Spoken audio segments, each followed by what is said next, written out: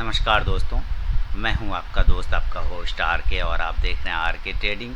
तारीख है दोस्तों 7 जुलाई 2020 और यहां पर 8 जुलाई 2020 के लिए निफ्टी के फार्मा और आईटी स्टॉक्स के एनालिसिस करेंगे।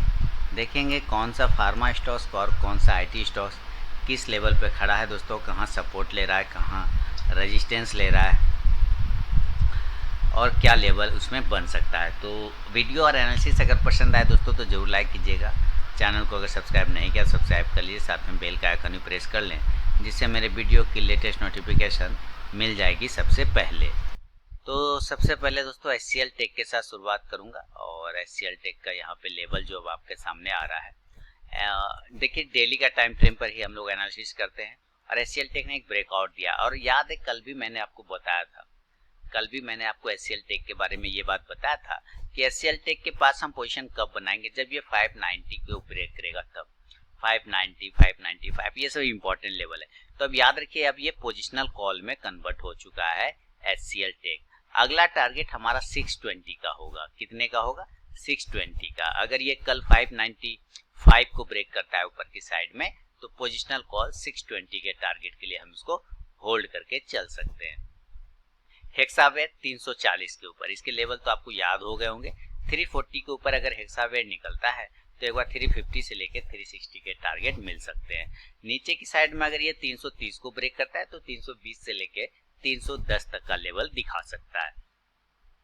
इंफोसिस के सारे टारगेट डन हो गए है ना। मुझे कमेंट चाहिए आप लोगों का कि मैंने 710 के ऊपर बाय करवाया आप लोगों को और इसमें आप लोगों ने प्रॉफिट बनाया या नहीं बनाया।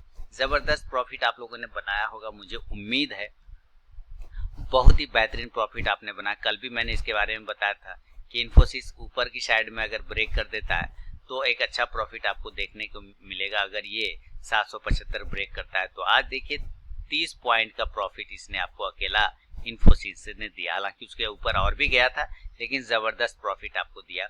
अब हम नया पोजीशन अभी नहीं बनाएंगे। 800 के ऊपर जब ये क्लोज करेगा ना तब हम 825 के टारगेट के लिए पोजीशन बनाएंगे। जस्ट डायल की बात कर लेते हैं। जस्ट डायल में अभी हमारे पास एक ट्रेंड लाइन का सपोर्ट है। अगर वो ट्रेंड लाइन ब्रेक हो जाता है जस्ट डायल में नीचे की साइड में तो हम सेल का पोजीशन बनाएंगे, यानी 366, 365 अगर ये सारे लेवल ब्रेक हो जाते हैं तो हम सेल का पोजीशन बनाएंगे 330 के टारगेट के लिए सेल साइड में। ऊपर जाने के लिए कम से कम दोस्तों इसको 400 को ब्रेक करना होगा, तब जाके 425 के टारगेट मिलेंगे।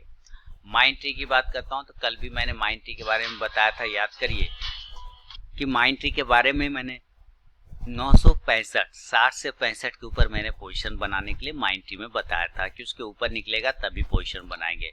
देखिए निकलते के साथ 980 तक का टारगेट था, इसने 90 तक का हाई लगा दिया। टारगेट 1000 तक का मेरा था लेकिन 10 पॉइंट से बचा हुआ है। उम्मीद करता हूँ कल आपको ये 1000 का टारगेट माइंड ट्री दिखा सकता है। NIT टेक 1500 के ऊपर मैंने पोजीशन बनाने के लिए कहा है। अभी देखिए 1500 के ऊपर क्लोज भी कर रहा है और अच्छी बात है इसने हाई लगा दिया 1566 का। मैंने कहा था 1500 के ऊपर निकलेगा, 1550 से लेके 1600 तक का टारगेट देगा। 1550 तो इसने आज ही डन कर दिया। अब हम नया पोजीशन कहाँ बनाएंगे? जब वापस ये 1550 के ऊपर क्लोज करेगा तब फिर हम 1600 के टारगेट के लिए पोजीशन बनाएंगे। TCS थोड़ी सी अब थकावट स्टार्ट हो गई। क्यों? क्योंकि मैंने कल बताया था इस बात को कि 2300 का इसका इंपॉर्टेंट रेजिस्टेंस है। 2 साल का रेजिस्टेंस है, 2 साल का रेजिस्टेंस है। ये 2300 को ब्रेक नहीं कर पा रहा। याद रखिए 2300 को जैसे ही ब्रेक करेगा 2400 के टारगेट के लिए ये रेडी हो जाएगा TCS। टाटा इलक्सी नया पोजीशन नहीं बनाएंगे। नया पोजीशन कब बनाएंगे? जब ये ऊपर की साइड में ब्रेक करेगा 950 रुपए को। 950 को ब्रेक करेगा तो अब हम 970 से लेके 1000 के टारगेट के लिए पोजीशन बना सकते हैं। टेक महिंद्रा धीरे धीरे ही सही लेकिन ऊपर की साइड में चलता चला जा रहा है। 560 के ऊपर मैंने पोजीशन बनवाया है। अभी ये देखिए 590 तक का हाई लगा दिया, लेकिन 600 के ऊपर अगर ये क्लोज कर देता है एक बार टेक महिंद्रा तो फिर जाके हमारा 640 तक के टारगेट के लिए टेक महिंद्रा तैयार हो जाएगा। विप्रो की बात करता हूँ। विप्रो 230 के ऊपर, 230 के ऊपर 240 के टारगेट के लिए, नीचे अगर 220 ब्रेक करता है तो 210 के लिए सेल का पोजीशन बनेगा। अगला स्टॉक है दोस्तों बिरला सॉफ्ट का। 96 के ऊपर पोजीशन बनाएंगे 100 और 104 रुपए के लिए। आज देखिए अभी भी ये नहीं जा पा रहा है तो 96 के ऊपर जब निकलेगा तब पोजीशन बनाएंगे, उसके पहले बिल्कुल भी नहीं बनाएंगे। तो दोस्तों ये आईटी स्टॉक्स पे मेरा अपना व्यू है। अब इसके बाद मैं फार्मा स्टॉक्स को लगाऊंगा और देखेंगे कौन सा फार्मा स्टॉक्स कहाँ खड़ा है। लाइव मार्केट में अगर कॉल चाहिए दोस्तों फ्री ऑफ कॉस्ट में, तो टेलीग्राम चैनल ज्वाइन कर लीजिए, वीडियो के डिस्क्रिप्शन में लिंक आपको मिल जाएगा। देखिए औरबिंदो फार्मा एक प्राइस चैनल में फंस के ट्रेड कर रहा है।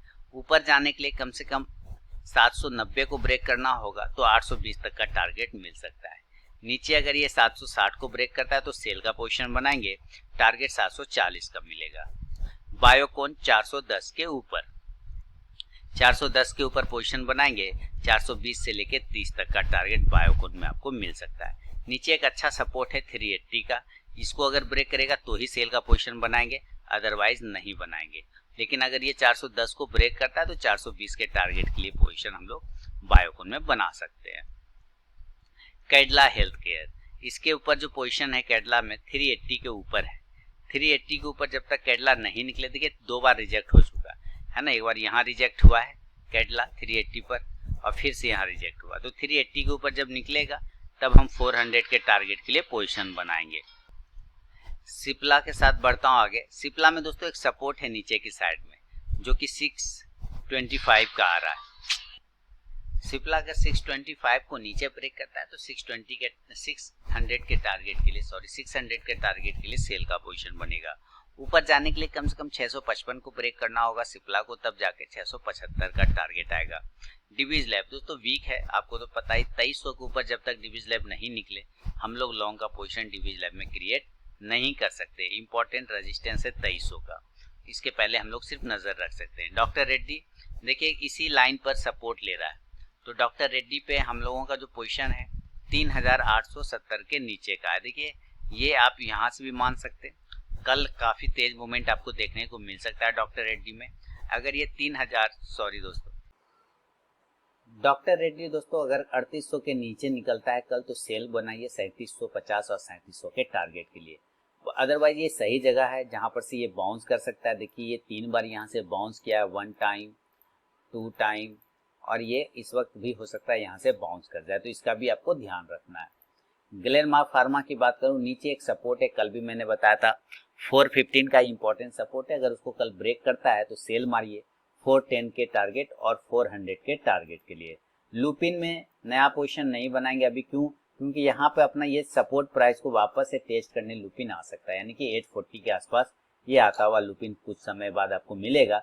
उसके बाद जब ये यहाँ से बाउंस करेगा ना, तब हम लोग पोजीशन बनाएंगे, यानी 880 के ऊपर। पीएल में 1500 के ऊपर पोजीशन बने, या 1450 भी सही है। 1450 के ऊपर निकलेगा तो 1500 से लेके 1550 तक का टारगेट आपको पीईएल दिखा सकता है। सन फार्मा की बात कर ले तो 500 के ऊपर, उसके पहले बिल्कुल भी पोजीशन नहीं बनाएंगे। स्टॉक है अगला दोस्तों स्ट्राइड्स फार्मा, जिसको आप लोग स्टार के नाम से जानते हैं।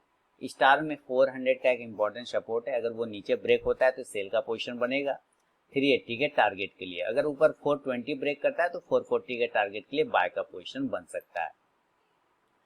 स्ट्राइड्स फार्मा के अलावा टोरेंट फार्मा भी है, उसे भी हम लोग चेक करेंगे। टोरेंट फार्मा 2300 का इंपॉर्टेंट सपोर्ट है, जहां से देखिए ये बार बार बाउंस कर रहा है, तो हो सकता है जैसे यहाँ गिर के यहाँ पे आया है तो अगली बार यहाँ से कल ये बाउंस भी ले सकता है। लेकिन अगर ये कल 2300 को ब्रेक करता है नीचे, तो सेल के पोजीशन बना लीजिए 2250 के टारगेट के लिए और 2200 के लिए।